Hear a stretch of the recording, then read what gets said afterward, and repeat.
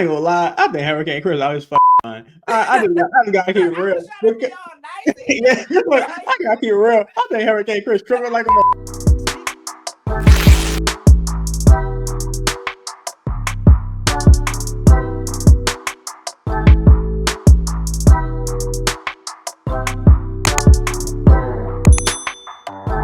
Yo, welcome to episode 2 because I say it so. I'm Chatty Chaz. I'm Jordan Saddam, aka Dominique. We're gonna start today with something that's really relevant to the culture, I feel like, and that's the DJ Vlad confrontation, quote unquote, with Marlon Wayans. Yes. I think I'm gonna have a very unpopular position on this topic, pause. And you know, of course, Marlon Wayans, legend, whole family legends, grew up watching them, of course. Yes. But DJ Vlad, he kind of anchored himself into not only hip hop culture, but into pop culture in general, because he does get the interviews that people want to see. He kind of gets people to talk about things that they may or may not have been comfortable talking about before. And, you know, it's hard to dismiss his platform, especially in 2024. So I know you're not a big fan of DJ Vlad, right? What's your perspective on this thing with Marlon Wayans and DJ Vlad currently? Well, you know what? I always like to be fair and look for both sides, right? Okay. So I understand that Marlon had his price. How much was it again?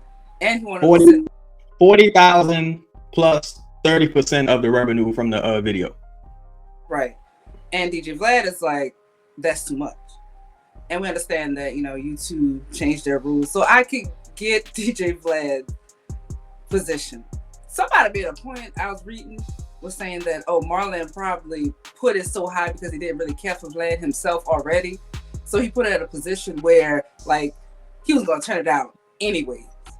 But I think what turned Marlon off was the fact that he was going on interviews talking about it, pushing it so much. That could have been like a quiet conversation between those two. Like, okay, cool, I don't accept your price or what you offering on the table. We're gonna keep moving. But the fact that Vlad blasted it over and over and over again, I think that kind of set Marlon off.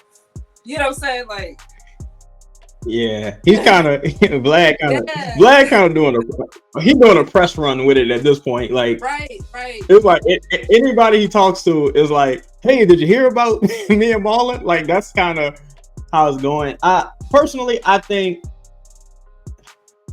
Vlad making that public was totally unprofessional. Right. I think it was a bad business practice. Now, had he done that in response, like if he was defending himself and chose to make that public, it would be different. But it seemed like he just did it unprompted. Like he just put it out there and he made it public. Now, here's the thing. Vlad and Marlon, to my understanding, had a rapport. Not that they were friends, not that they were even business cordial, right? They had somewhat of a rapport. Like a working yeah, right. And Marlon, being from the TV and film world, he may not fully grasp what's the word I'm looking for? YouTube monetization, how much money people actually make from interviews. What's Jesus, it's a word I'm looking for, man. And I was thinking about this word all day today. Like it just doesn't make like business sense. It wouldn't make financial sense to pay anybody $40,000. Like, and I mean, if Vlad was interviewing Donald Trump, it wouldn't make any sense to pay him $40,000. Yeah. And give 30% of the gross revenue. Right. You know what I'm saying? You couldn't quantify that. Right. It would be extremely difficult to quantify. But to me, there's two conversations happening, right? Mm-hmm. There's that conversation to where, like, well, if you can't afford me, just say that and move on. And then the other end, it's like, well, fuck you, I don't think you're worth that, right? Right. That's one conversation. The other conversation to me is Marlon's position of, yo, you're a leash or culture vulture, things that we've heard repeated as it pertains to Vlad and other people for years now. And you kind of are responsible for pitting black people against one another with your platform. Right. And do you agree with Marlon's assessment? Or what is your personal experience with like how Vlad is perceived? This is your opinion. Go ahead.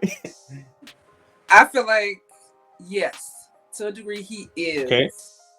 Because for a long time, he wasn't even trying to go on other people's platforms and doing interviews, stuff like that, until Shannon, right? Shannon Sharp got bigger. Then he's complaining about Shannon. Now he started to do interviews on other people's platforms and making commentary on other people's things. That's why I think kind of like the Marlon situation is kind of like a segue into that. Let me create a little controversy so that people can be on me again. Because, of course, Shannon, he had the year. He still kind of has the year because people still watch that cat interview. So I feel like, yeah, he is, to a degree, is a culture vulture for that. Where I disagree with Marlon with that, and like I feel like Vlad, to his credit, he does provide a platform for a lot of people that would probably not get platforms. That I will give him. Like I feel like he introduced an entire generation or two to who Lord Jamar was. If you may have been familiar with Lord Jamar from his acting with Oz and other things he's done, but like he was in The Sopranos. And if you are an older person or a person who's really into hip hop, you may have known him from Brand Nubian. But I think he introduced an entire new generation or two to who a Lord Jamar was. Reintroduced people to several other people who we kind of know and love today. And the question, if I could ask Marlon this question, of course I don't know Marlon. If I could ask Marlon this question, it would be, all right, would you still feel that way if he would have gave you the $40,000? Because that's the real discussion here. Like with the culture vulture shit, it's like, and this is relevant to a couple of different topics that we're going to cover on today's show, but it's like the culture vulture shit is like, yeah, I can totally see that. My only question would be is like, okay, let's say you don't go on Vlad's show, or if you're a person with a major platform and you feel like Vlad's the culture vulture, you gonna invite him on your show?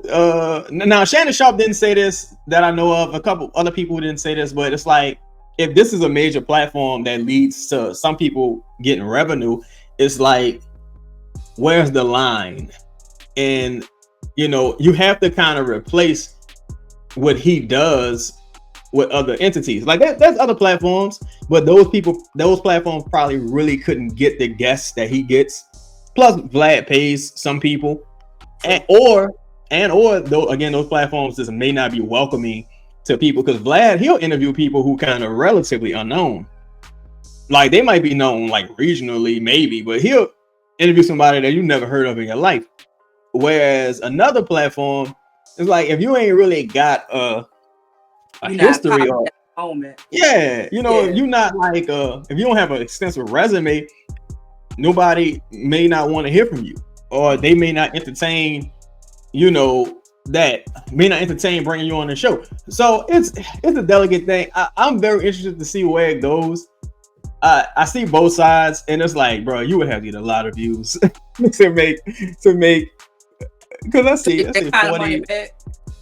Yeah, because I'm thinking 40 plus 30% of the gross revenue or the net revenue from the video.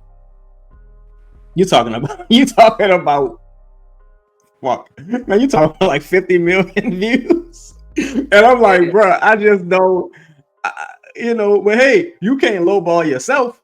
Look. You know what I'm saying? You gotta ask for the moon. But at the same time, I'm just curious that if he would have said, all right, here go to 40, would you have done that interview?